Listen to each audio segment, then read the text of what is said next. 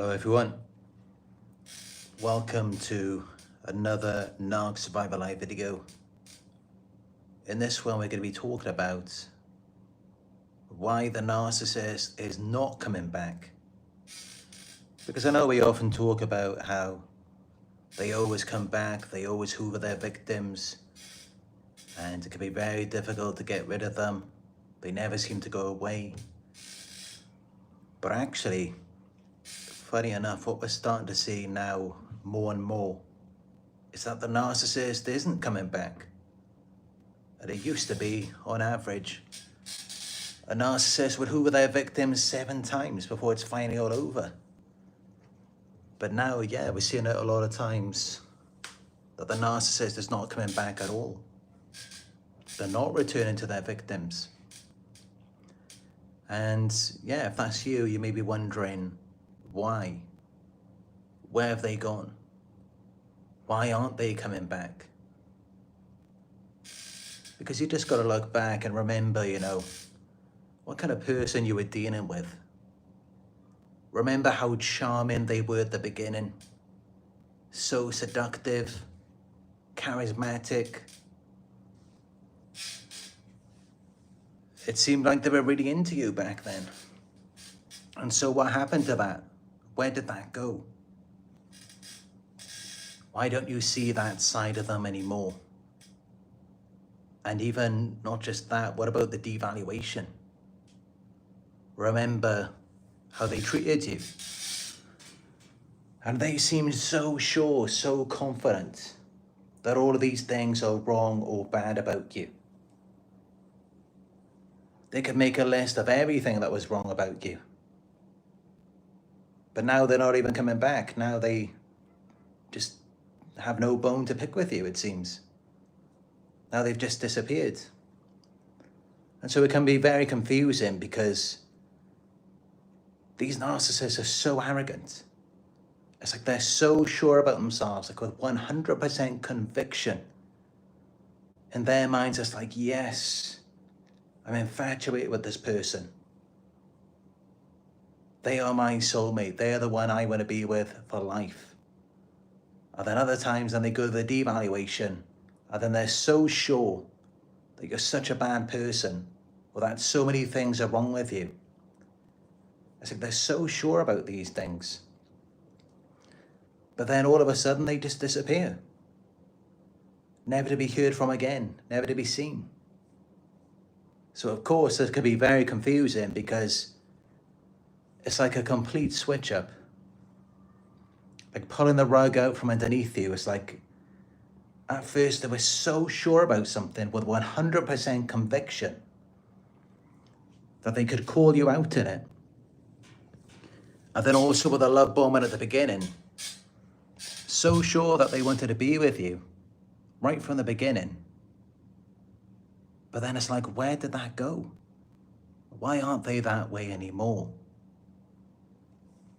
Whether it's the love bombing or the devaluation. What happened to either of those things? So that's what we're going to be talking about in this video. Because really what you've got to understand is that narcissists wear masks. What they display to you isn't really them. And it can change at any moment. It's not really based on any real beliefs or feelings that they have. And this is how, in one moment they can, with 100% conviction, believe that you are the love of their life, or that they just really have to be with you. And then in another moment, it's like you're such a horrible person, and then they're devaluing you. And it's really just a mask. And these masks, they're not really based on you. It's not about you, it's not about what you're doing. And that's how it leaves you so confused, because you're just trying to understand, what did I even do wrong to this person? What is it in my behavior that affected them so much? What made them this way? And that's just it. As soon as you start thinking that way, you're never going to understand it, because it has nothing to do with you. They were like that long before you got around them. And they're going to be that way long after you're gone. Because it's based off of their own feelings about themselves. It's based on, are you believing in the mask? Are you believing in what they're displaying to you? And if you are, of course, they're all in because they want that supply. They want the validation. But then when they start to see that you're catching on to them, you're starting to figure them out, then that's when they switch it up with the devaluation. Because then they start to feel like they're a fraud. They start to feel like they're not good enough. So that's why they do that. So again, now we're going to get into 5 reasons why the narcissist is not coming back. And yeah, if that sounds good to you, not the door slamming, of course. But if the 5 reasons of why the narcissist isn't coming back sounds good to you, give it a thumbs up. And yeah, we're going to talk about it.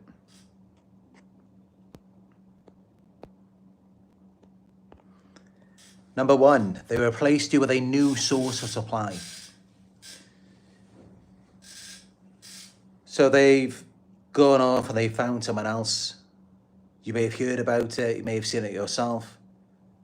And the narcissist will make you think that this new source is better. Some narcissists can even be delusional. They may think the new source is better as well.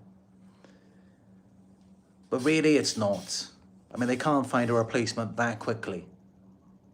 It's really just a desperation pick. It's just something they're having to settle for. And yeah, this can be the reason why they're not coming back, because it's fresh, it's new. Narcissists are addicted to the newness. And it's gotten old with you. Your supply has lost its potency. Not because there's anything wrong with you, but because they've already learned you.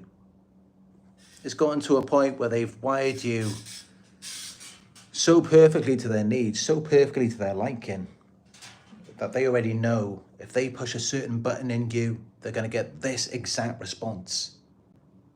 And you may think that that would be fun for a narcissist, having you wired up like the perfect robot, where they already know exactly what buttons to push and what reaction they're going to get. But no, it becomes so predictable that they get bored. It's kind of like having all of the cheat codes on a video game. It could be fun for a certain amount of time, but then it gets boring. So that's typically why they then leave you and you don't hear from them again, because they already know exactly how it's going to be with you. They already know exactly what's going to happen. And, you know, although narcissists, they do like to have control, they don't really like mystery. They also like to uncover or reveal things gradually. They don't want to see everything right at the start. If they find someone who's already completely debilitated, completely mentally ill, just completely gone, that's no fun for them.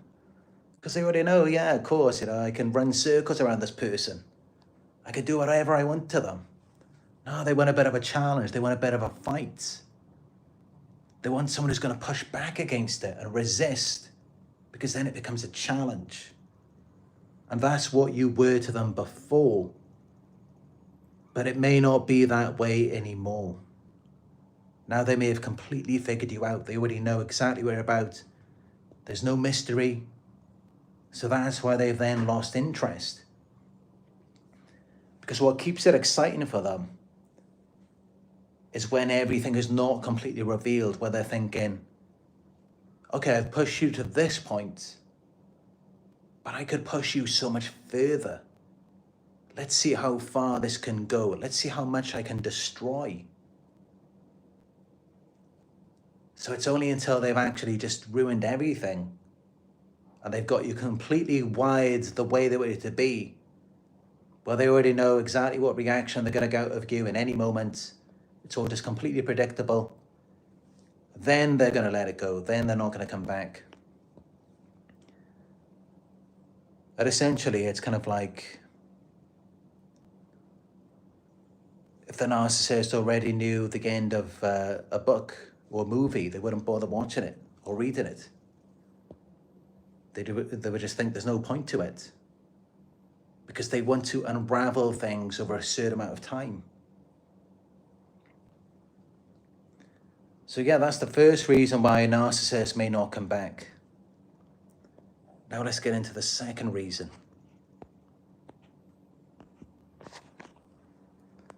Number 2, you've set firm boundaries. Although yes, narcissists do like a challenge, we are talking about firm boundaries, where there is no way for them to get back in. There's no way for them to get what they want from you. Then you no longer have a use to them. I mean, think about it. What's the point if they can't access it? If they can't use it, then it's worthless to them. Because that's the whole point, is they want to use you as a source of supply. And this is what narcissists are like, It's almost like they have a radar where they're going about in the world and they look at people and they're thinking about whether or not they can use this one. They're literally scanning people. They have this predatory sixth sense where they're looking around and thinking, can I use this person or not?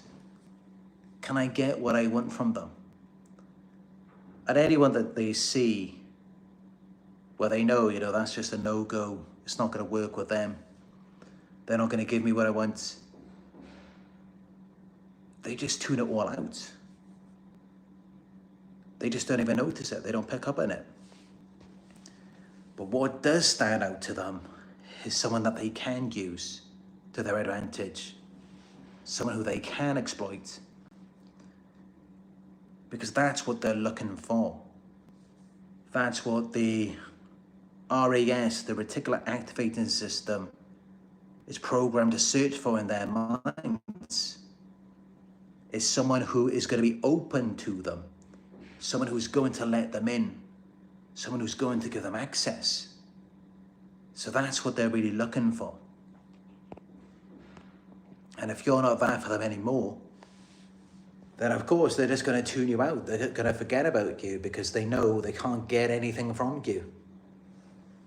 And, they're wired differently to us, because with us, our RAS is tuned to who can we help? Who can we assist? Because of course, many of us are empaths, codependents, people pleasers. So we are wired the opposite way. We are going around looking for people in need, usually unconsciously. And we're thinking about, can I help this person? Can I give them what they need? The narcissist is thinking the opposite. They're thinking about, can I get what I need from this person? Can I take away what they need? Can I make them think that I've got what they need? So for them, it's more of a game. It's more of a bait and switch, an exploitation. It's the opposite to us. And so that's what they're scanning for. And if you no longer fit that profile, then they just forget about you. They're not concerned about you anymore. And that's really how it happens, is when you heal from codependency, when you practice self-love, and you're no longer a people pleaser, many of them will just forget about you. Many of them will just tune you out. It's either that, or they're going to engage in financial and legal manipulation. They're going to control you in other ways because they can't get to you directly. And typically they will try and pull you back. They hate to see their victim healing, because then they lose that control. They can no longer use you as an extension of themselves, so then they feel inadequate by themselves. So yeah, that's the second reason, is that you set strong boundaries. And also, I would include if you're no longer isolated and you have a strong support network.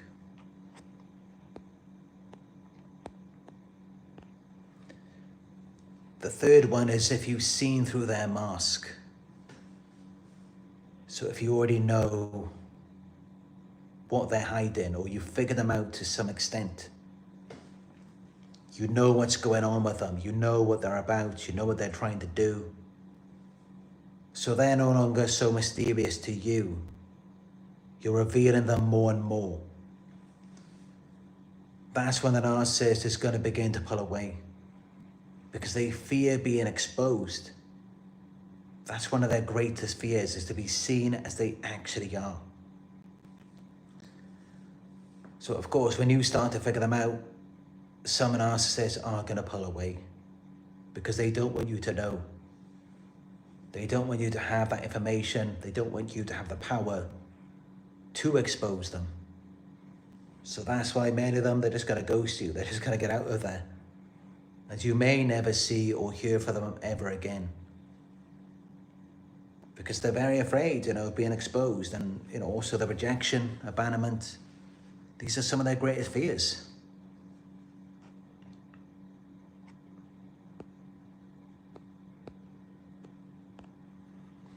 The fourth reason is that they're using their silence to punish you. So you know how it is with narcissists. I mean, they're very arrogant, very entitled, and they felt like they struck gold with you. Like they could get everything that they needed from you. Or they drained you, but no matter what, they were never satisfied. It was never good enough. So they're always thinking about, what else can I get from you? But no matter what they get, it never completes them. They never feel whole. So no matter who you are, no matter how perfect you may have been for them, it's never going to be enough. You're never going to be good enough for a narcissist. There is no winning with them. So in the end, they're only going to punish you. And they're really just punishing you for their own inadequacies, for their own inability to be grateful, to be satisfied. And so that's why they will give you the silent treatment, because they're feeling insecure by being in contact with you. And it's like, no matter what you do, no matter how many mountains you climb, no matter how many times you go to the end of the earth, it's never good enough. They're never satisfied. They're never happy. And so they start to feel like something is wrong with them. They must be broken. So in order for them to destabilize you and to project this onto you, they then go silent.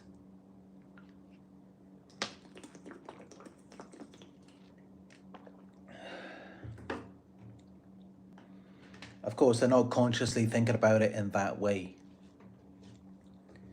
They just recognize that they don't feel so good. So then they pull away from you, hoping to then project that onto you, how they feel about themselves. And that's why, how do you feel when they give you the silent treatment after everything you've done for them, everything you've given? You feel like something must be wrong with you, or that you just weren't good enough. Because that's what they're trying to make you believe, because that's how they feel. And you just try and think about it from their perspective. If someone came into your life and did everything that you did for the narcissist, gave everything, provided everything that you did, would you not be happy with that? Would you not be satisfied? And if you weren't happy, if you weren't satisfied, would you not think that something must be wrong with you? So of course, yes, this is how they feel as well. And it's even more for them because they're already shame-based people, and they're doing everything they can to avoid reflecting on their shame. So the more that you do for them, the more that you give, the more insecure they feel at the end of the day. It just makes them feel even worse, because it's like, yes, you gave me all of this, you did all of this, but I'm still not happy. I still don't feel good. And they don't want to feel that way. They don't want to feel like there's something wrong with them. So they just put it onto you. And Yeah, they'll try and do that by arguing with you, but if you're hitting them with facts, if you're hitting them with evidence of everything you've done, everything you've given, if you're onto them now, then they just have to pull away. It's the only way that they can really project it onto you.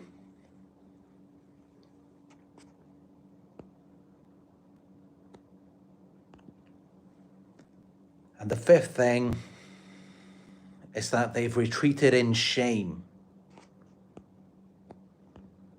because they've lost power or they've been exposed.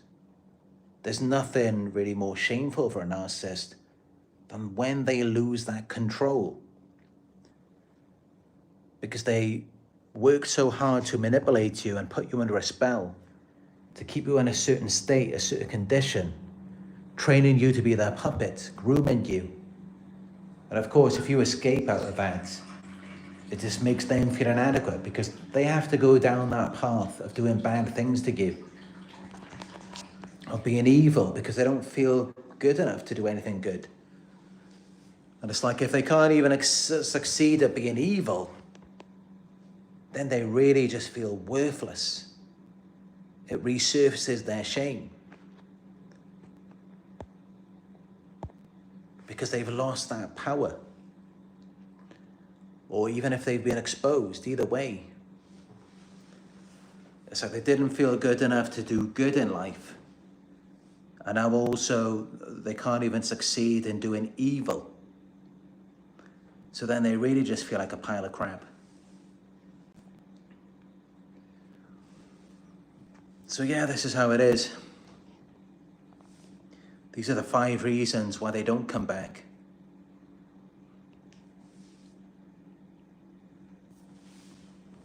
Let me know if you have any other reasons why a narcissist wouldn't come back to someone, or why they didn't come back to you.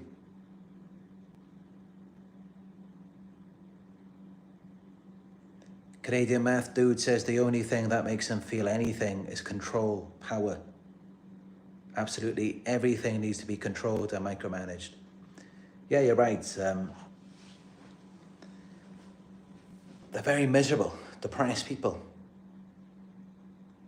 Whenever you see someone who's narcissistic, they can't feel for you, they're all about themselves, exploitative, grandiose. They're really just depressed. They just can't find anything to feel grateful for in their lives.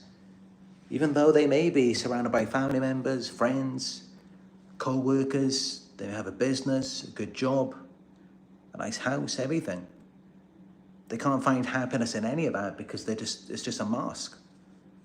It's all just an illusion, it's not real. So they can't find happiness in anything. Now that's why they seek us out, they target us, they use and abuse us for that reason. Because they're just trying to feel good any way that they can. Now, they can't find that in anything else in their lives. Because think about it, I mean, you really think they would care about us or they would even notice us if they were happy? If someone is happy with other things in their lives, they're not going to notice you, they're not going to have the time for you. Or even if they don't have much going on in their lives, but they're just happy by themselves, they're humble, they're just not even going to care. They're not going to take all that time to manipulate you, groom you, wear you down. They're just not going to do that.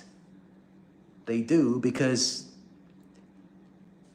they're in a very desperate position and it's very important to them to get you.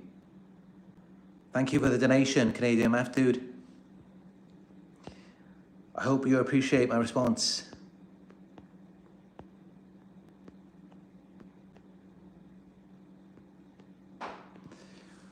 But yeah, my throat is really closed up. Oh, you can probably hear the change of tone in my voice. It's like a very throaty sounding voice. Because of all of the harassment. I mean, as you can probably hear, it's the constant door slamming 24 hours a day and a really heavy foot stamping. And, I reported it to the security about 4 times already. And I reported it to the host of this Airbnb. Sent them like 30, 40 recordings. But it seems, they're all in it together. And, no one wants to go to that room where all the noise is coming from. Even though I've been there twice already, but the door's locked and it's all padlocked, but I could hear coughing from the window. But this is what happens, they do these things and then they're very afraid. Then they have to hide, they have to live in their little fantasy.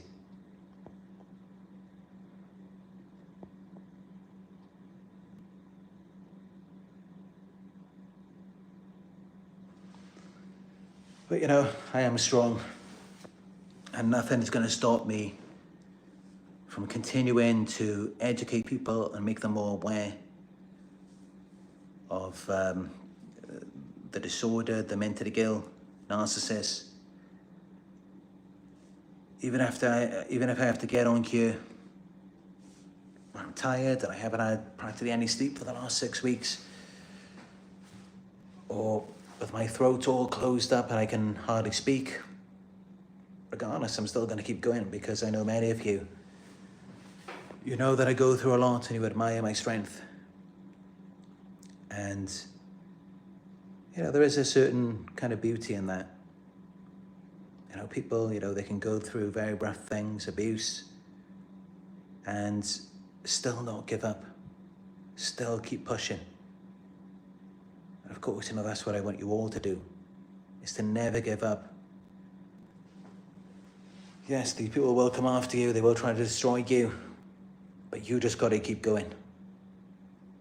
Never stop. You only lose if you give up. If you keep fighting, you're winning.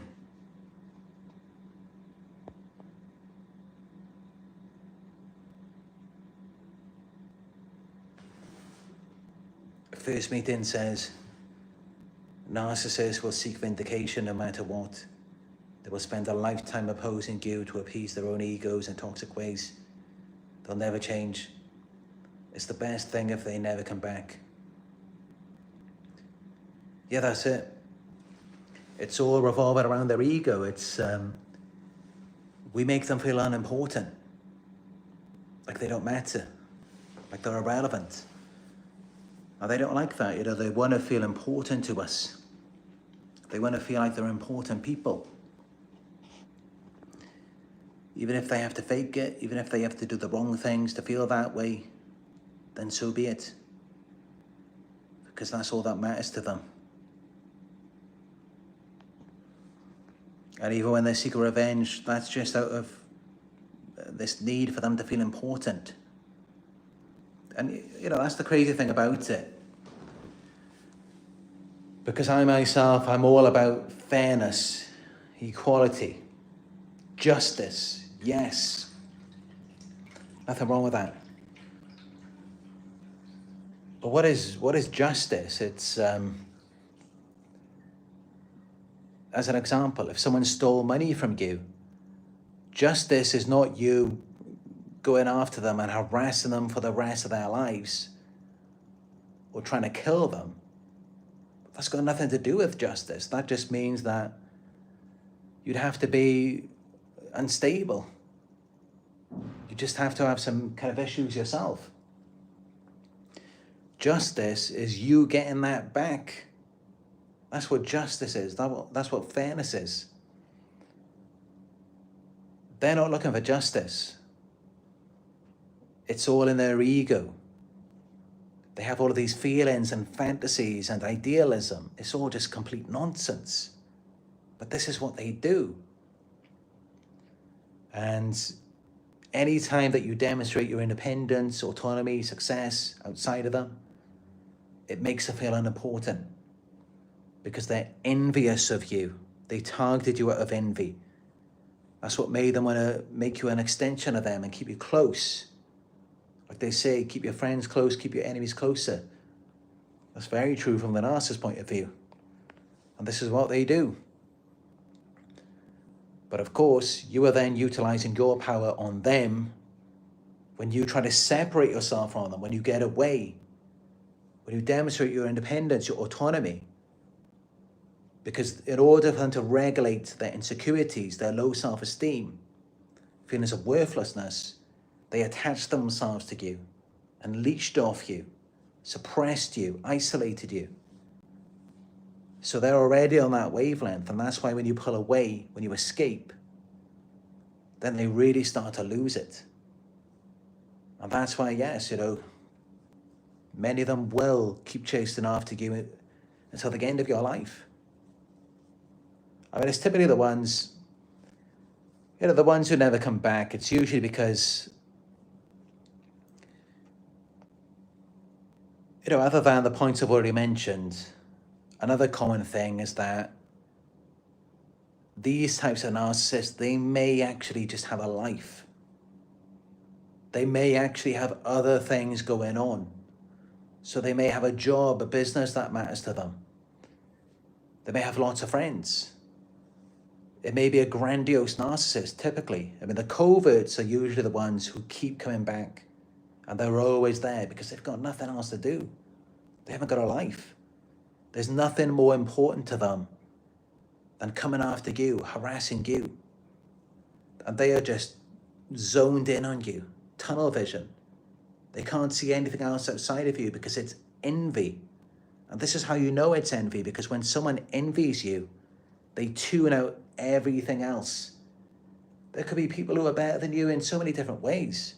They can't even see those people. They can only see you because it's envy. They're desiring to take from you, take your independence, take your life. But yeah, the more over grandiose narcissists, they typically have a job, a business, they've got other things going on. And because of the type of supply that they get from you, they typically can replace your supply. They can find someone else. They can find someone younger, more attractive, someone with more money. Grandiose narcissists can do that. Coverts can't. And that's the whole point, because with the covert narcissist mentality is that they think that they're amazing. They think that they should matter. They should be something. It's just that the world doesn't see it the same way. With a grandiose narcissist, people do see it the same way. People do think that they're amazing. People do think that they're wonderful people. So of course, an overt grandiose narcissist, someone with that level of confidence, charm, charisma, how are they going to have a problem? They're not going to have any issue. And, that is unless you've exposed them. But even then, I mean, typically when you expose a grandiose narcissist, it doesn't work that way. I mean, just look at P. Diddy. Look at the amount of work that went into exposing him. And there's so many other P. Diddy's out there who are never going to be caught. And they're going to keep doing what they're doing. So typically, with the over grandiose narcissist, they do just keep going. They just find new sources. And they never stop. Because that's just it. Typically their tribe, the people that they're around, they don't really care about what they're doing. It's all superficial. There's no real connection.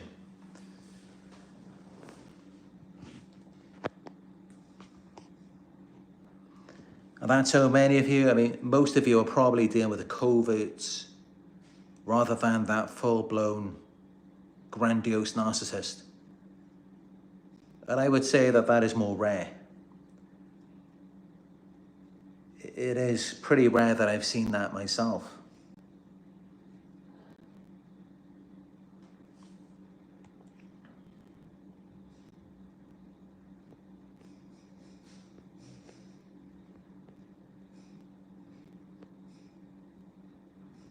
And also, another thing that I've never really seen talked about. But there is a dynamic that I could explore at a later date, and that's how, I'm sure many of you, you can put the pieces together and see how this works. Overt grandiose narcissists may often be targeted by covert narcissists. Because of course, coverts, they want to be the grandiose narcissist. The world doesn't see them how they want to be seen, but people see the grandiose narcissist how they want to be seen. So the coverts want that, they want that life. And of course, this is what we see with, just look at Britney Spears and her father. And I'm not saying that Britney Spears is actually a narcissist, but if you look at like a celebrity, a star, I mean, of course, there's some element of narcissism there. And then their family members are likely to be, have narcissistic tendencies, but then they're more covert. Like the world doesn't really think so much of them. It's more about the star. And of course, same thing with the Backstreet Boys and other pop bands, pop groups. They're like the star, they're like the narcissist pretty much. And then of course, there's people around them, orbiting them, who are more covert, and they desire to have that fame, that success, status, money. So, that's a dynamic I haven't explored before, but yes. Typically where you see a grandiose narcissist, it's kind of like if you see a cockroach, there's going to be many more cockroaches nearby. Especially if you see a big one. If you see a big cockroach, there's bound to be many other smaller ones nearby. So if you see a grandiose narcissist, there's probably a ton of coverts around them. And especially since, a grandiose narcissist, when they are in that state of grandiosity and they get lots of supply, they can be very naive. They can be very gullible. They're not thinking that anyone's out to get them then, because they're getting so much supply. So it kind of blinds them. So yeah, that's a dynamic I haven't talked about before. But it's just something that came to my mind then. If you're finding this video helpful so far, give it a thumbs up. Thank you.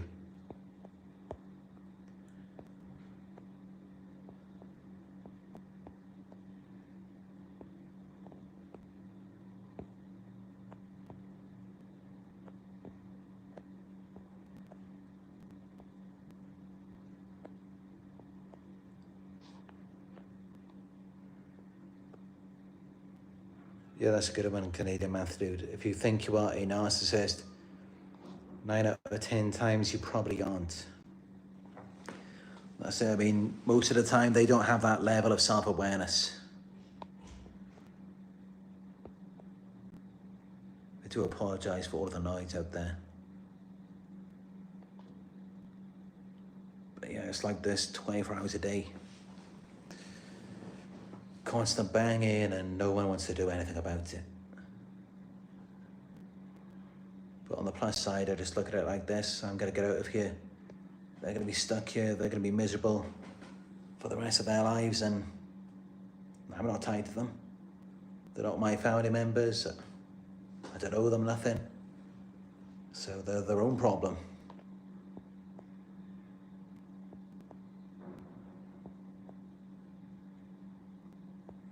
But that's how it is, whenever you see these types of people. They could be your neighbors, whoever they are. It's nothing that you've done to them. I mean, many of you wonder, like, what have I done to make them this way? It's not even you. That's why they can't talk to you. They can't tell you what's wrong with them, why they're upset. Or, it's kind of like in that TV series I watched recently, The Watcher. They can't tell you why they're intruding on your property, or why they're trying to cut the tree that's on your lawn, or just all of these silly things. They can't tell you why, because it's all a fantasy.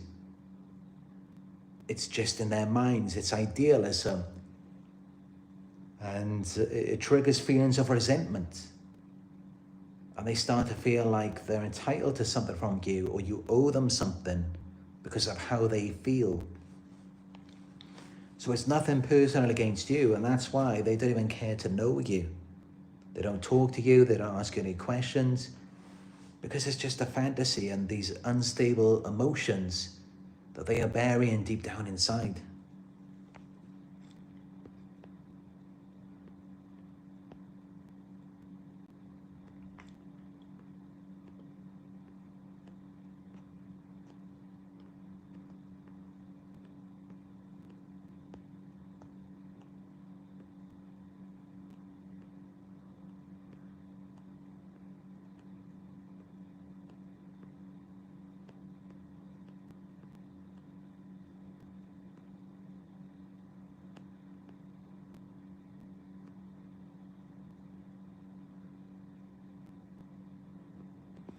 Roman says, you're not wrong. Even when they finally put Diddy in prison for life, it's still a lose-lose situation, as other Diddies around the world are still walking free. Yeah, I've been watching a lot of videos about this this Diddy case. But he's already had like practically his entire career already. He's already become a billionaire and he's already had it all. So even though, he may be going to prison for life, and that's probably the worst thing that could ever happen to him now. But what people aren't talking about is that he's already lived it anyway. He's already had it all. So, it's a bit late. And it's a shame that Cassie left it this long, although she isn't perfect either, from what I've heard. But yeah, it was horrible, to see that video of how he just pushed her to the floor. And doing that out in the open, it makes you think, what did he do behind closed doors? And the coercion as well.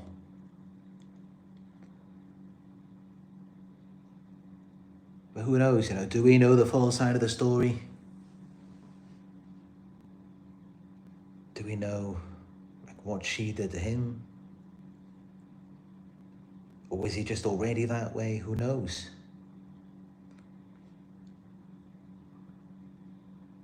But that's just it, we rarely get the full truth about anything. It's typically just one person's side against the other. And, while that person may be a victim, they may have done some things too, in some cases. But then, of course, consider that it may have been reactive abuse, and she may have just gotten fed up and just snapped at some point. And honestly, that's what they want you to do, because they're very angry. They're like maniacs themselves, and they want to put that onto you. They want to see you act the way that they do, so that they don't have to feel like it's them.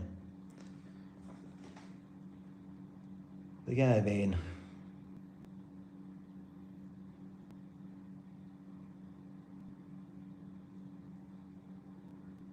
thing with the the parties and the freak-offs, there's nothing really wrong with that if it's consensual, other than maybe the urination thing. That may be a crime in some places, and that's really a danger to people's health.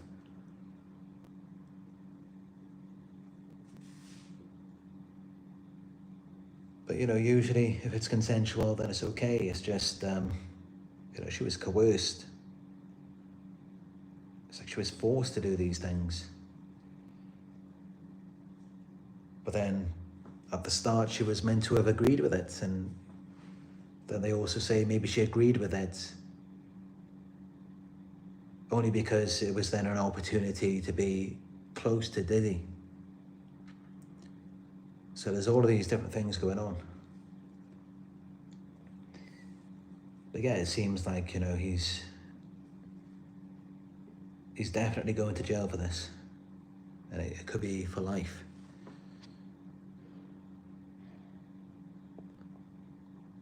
It's really sad, you know, when these things happen.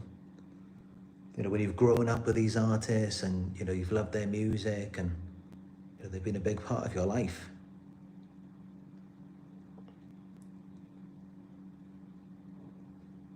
But, you know, we have to separate the public persona from who they really are. You know, they're two different people. You know, there's P. Diddy, Puff Daddy, and then there's Sean Combs. And that's how we've got to see it. Just like with Michael Jackson. You know, there's Michael Jackson, the pop superstar, and then there's who he really was.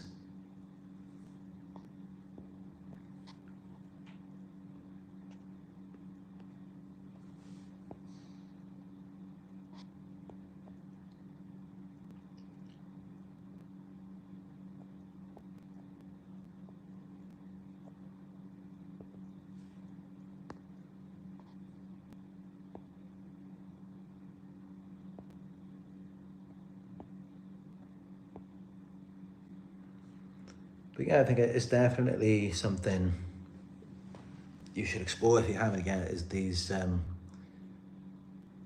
some really good videos about the P. Diddy case on YouTube. I'm sure many of you, you know, you'll be able to relate to some of the things that they say that he did. You may have been through it yourself, as I have, and, you know, I think about some of the people in my life, and they were all like P. Diddy's to me. So I can really relate to Cassie, and, you know, maybe that's how I have such empathy for her, because I know what it's like. I know what it's like to be coerced and controlled and forced to do things you don't want to do, and, you know, it's like you're working all the time, but you're not even given the money that you deserve, that you've earned.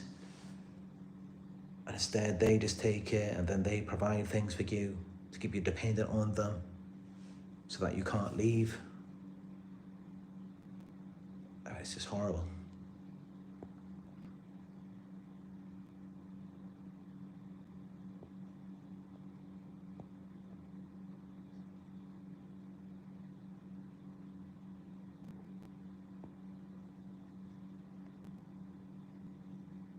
This is what they're like, you know, just no empathy for anyone. They just don't care what people are going through. And, you know, that's why they act that way. That's why they just keep going with it, is because they don't have the empathy. If they did, then they would stop. And that's how you feel like there's no connection. If they don't even see you, all they see is themselves.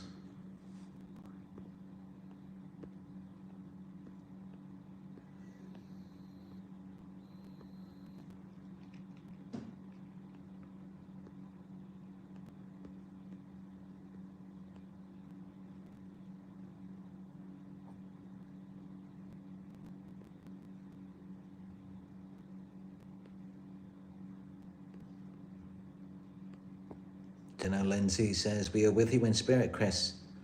You got this. I finally had my spiritual awakening." Good for you, Janelle. I'm glad to hear that. Good for all of us, you know. People awakening to the truth about things, and,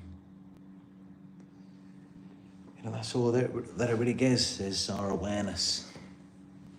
Raising our awareness. And, you know, these predators, these animals that you see, they're really just asleep. They're just of such a low level of consciousness. That's why they operate in that way. It's all consciousness.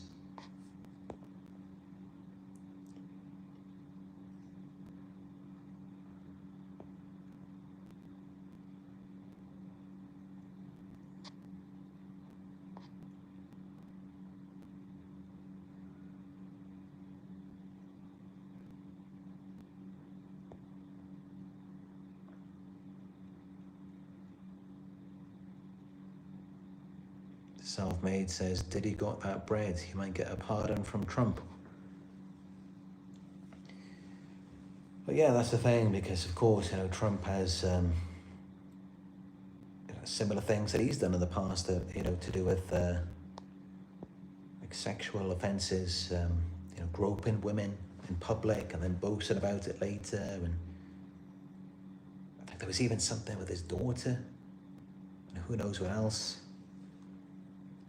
But again, we have to separate the two. I mean, Donald Trump, there's Donald Trump, the president of the United States, who, is apparently meant to be making America great again. And, I'm sure that, there are good things that he's done. But then also, there's the shady side of him. And,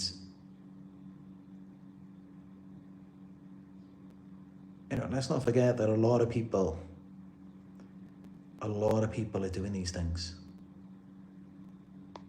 And yet many of us, when we hear about this stuff, we think that, it's so shocking, like it's so rare. It's not. I can't tell you how many times that I've been groped in public. I've had people just touching me and just like grabbing my backside out of nowhere. And just leaving me feeling shame, like feeling like a piece of meat. So I've been through it so many times, and it's just I didn't report it to anyone. And as I mentioned before, I was molested by my own sister when I was 4 years old, and again by my father's girlfriend when I was 10. So many other things. Yeah, this is everywhere. It's not just Donald Trump or P. Diddy. They just target these people. Maybe it's out of money, or I don't know what it is. But they specifically choose them for whatever reason. And the irony is that there could be people in the jury, there could be even the judge, the police. They may have done similar things themselves. I mean, just in the UK, 3,000 police reports of violence against women by Eastern European and Asian men every day. That's 3,000 reports a day, and that's violence. So if it's harassment, it could be 10,000 reports a day. And also I saw another statistic. I think it was a report of, I don't know if it was 1,000 or 10,000 Asian men, and they were asked if they had ever raped a woman. And 1 in 4 said yes. Now just think about how many of them didn't admit it. 1 in 4 said yes. It could be 3 out of 4 in total. And yeah, who knows what the scale of this is? I mean, pretty much everyone that I've ever really gotten close to has been molested in their childhood, often by family members, or at least at some point in their lives, they have been like sexually assaulted. So this is extremely common. And just think about it, even the people who don't say that they have, maybe they just don't want to talk about it, or maybe they can't even remember. Maybe they were drunk, or maybe it was so long ago. So yeah, this is more common than most people are willing to admit. It's not like there's just one P. Diddy. These people are everywhere.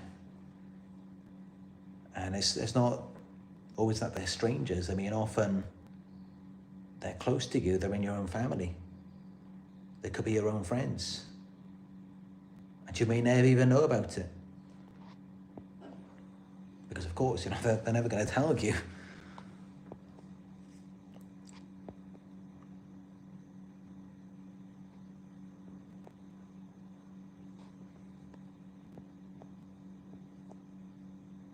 But we got to remember these are people who, they likely had something similar done to them themselves. I mean, all narcissists were abused or neglected in some sort of way in their childhood. And that's what made them that way.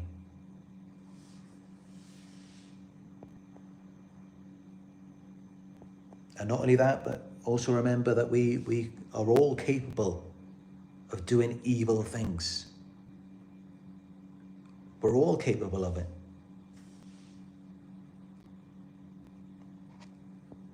Anyone can do anything. It's just that all of this abuse, this trauma, this pressure, it makes it difficult for them to compose themselves, so they lose control.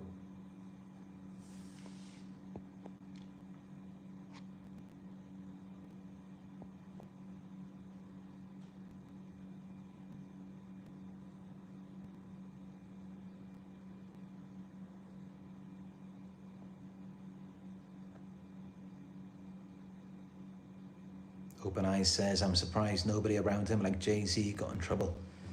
Exactly, that's just it, isn't it? It's, people who have these grand images, it's all fake. They're not really friends, it's all just a show. And that's why no one's really supporting him. The best that he had was Justin Bieber, who said nothing was done to him,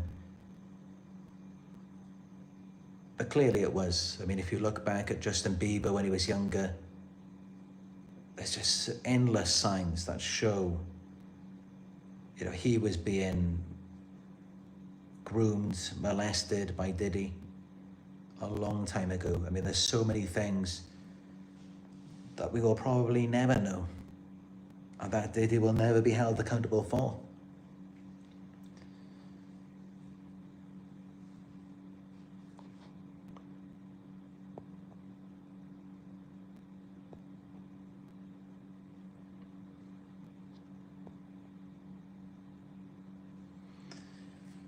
But yeah, that's one thing that I always struggle to understand myself. Like, how can someone force you to do something that you don't want to do? Like, for me, the best part is if, the other person is interested in me. But it seems, there are these predators out there. And they get off on your resistance. They like it when you're not interested. They like it when you pull away. It's weird, but that's how some people are.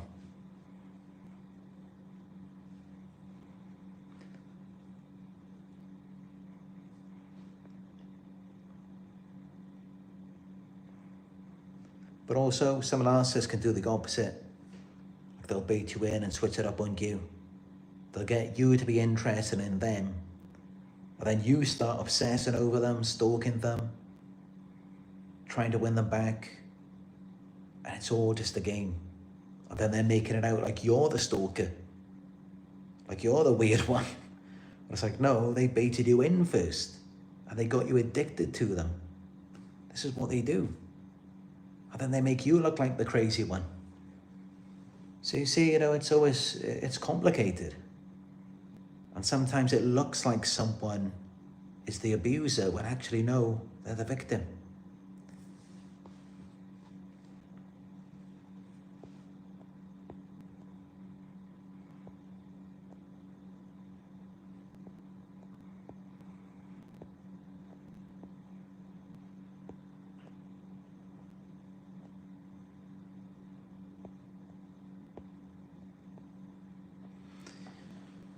But yeah, I'm against any kind of coercion. Having been through it myself, I mean, anytime that people are forced to do something they do not want to do, it's just wrong. But this is what some people are like, they objectify us. It's not about our feelings, our needs, it's about what they want, what they can get out of us, what they can make us do. And then you just feel so trapped, you feel so pressured. And you just want to be free. So yeah, that's how I can completely relate to Cassie's story.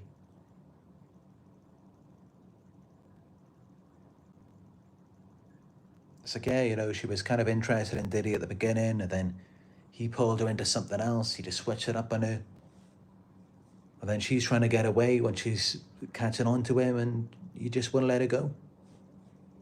You wanted to use her like an object, a doll, to just fulfill his fantasies.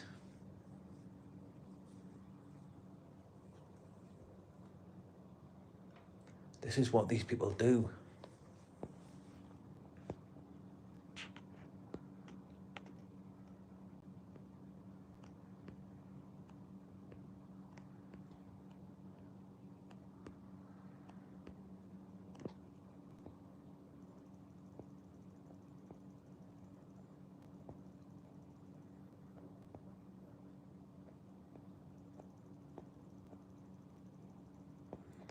But yeah, I hope that these videos do bring a sense of peace and freedom to you. Because I know, it's what it's like, isn't it? You feel weighed down, pressured, trapped, and you just want to escape. You just want to get out of it and be free. And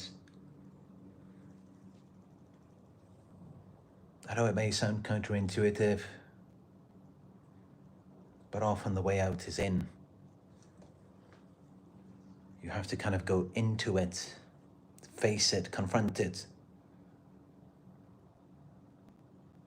And that's what I aim to do in my videos, is to help you explore what you've been through in a safe space, and then you can find your way out.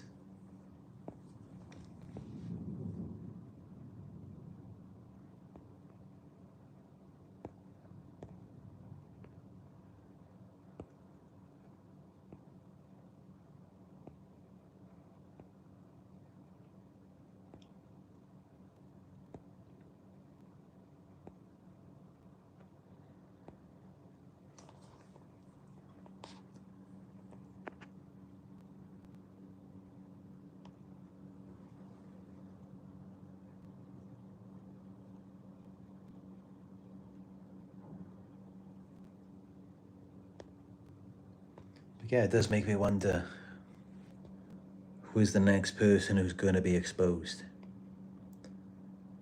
Because over the last few years now, or even the last few decades, so many huge stars have been exposed. And it's like, who's going to be the next one? And it's always such horrific things that they've done as well. I mean, it's not even like something,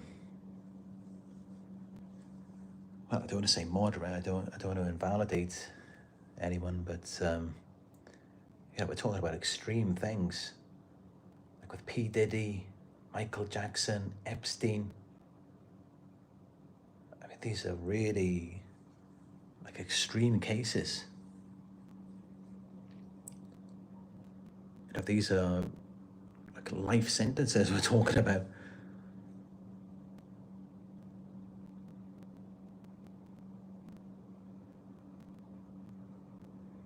And yeah, it just makes me wonder, who's next.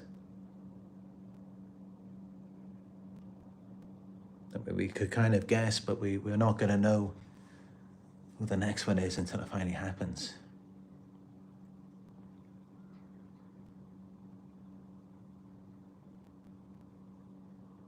but I think that there is a lot of money in it.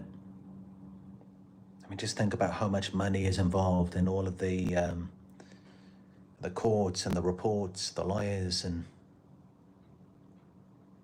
like it's on TV, it's on the news, everything. It's just huge entertainment value.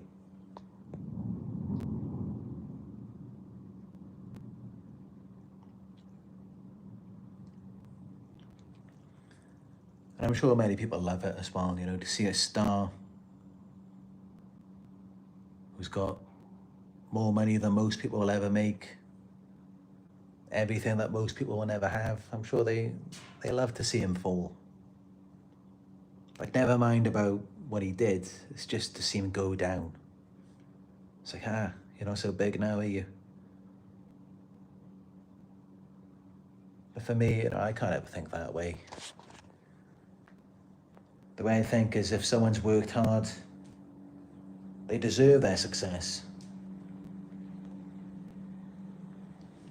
But yeah, you know, when we're talking about crimes, people do have to face the consequences.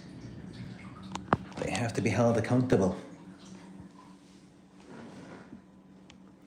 And that's what's happening.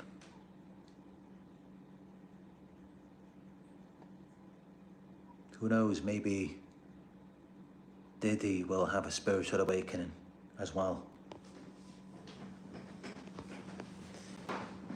Maybe it will teach him some things.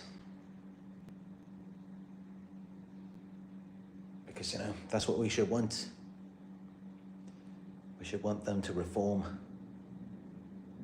We should want them to wake up and realize the truth.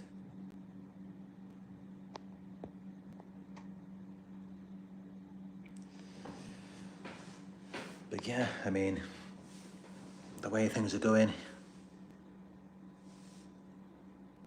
he may not make it out of prison alive at this point.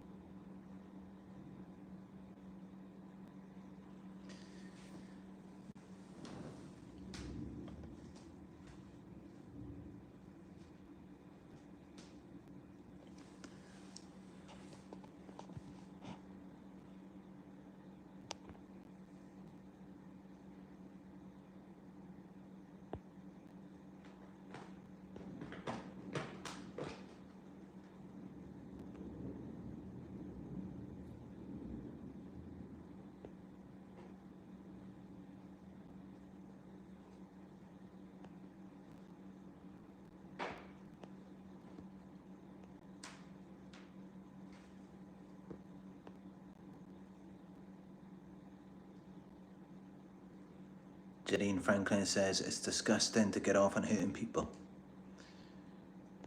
Yeah, that's it. I mean,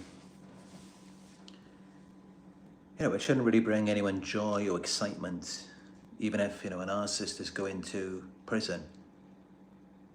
You know, you shouldn't really be thinking, like, you know, yes, I won or anything like that. It should be, no, you know, these are the things they did, and now they have to face the consequences of that. You know, it's not something that should uplift you.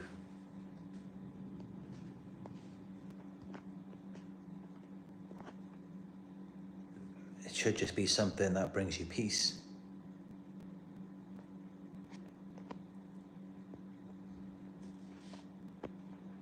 But even then, I mean, you know, we should get the peace from within rather than affecting someone else.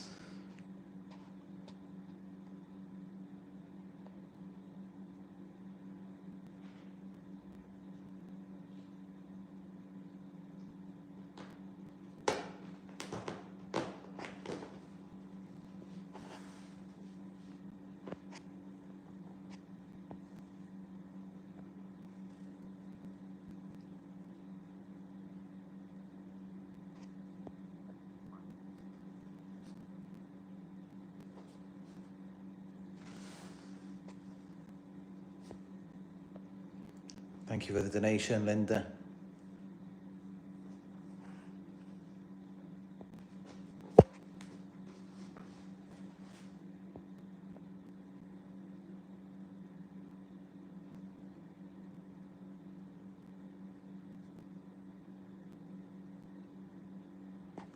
That's going to go towards Nala's pet sitting from next month. Nala will have a pet sitter to take care of her.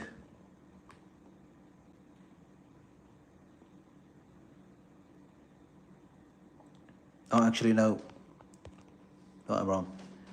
The donations that go through the PayPal will go towards Nala's pet sitting because, you know, that's how I pay for it, is through the PayPal.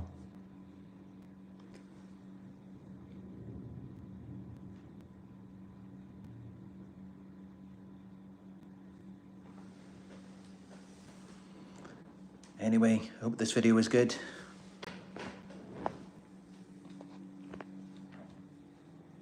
If it was, please give it a thumbs up.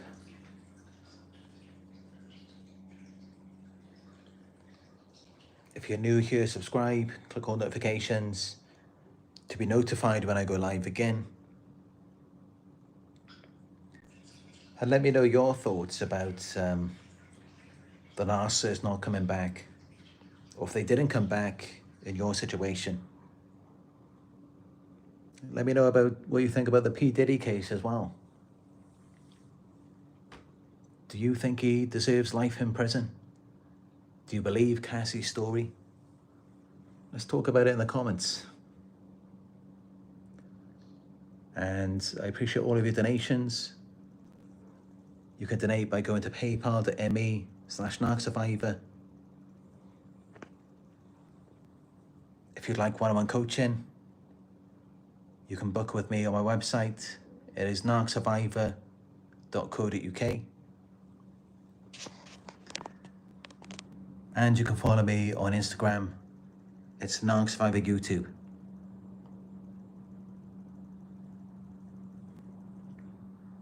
So that's it for this one. Thank you all. And I'll talk to you in another one very soon.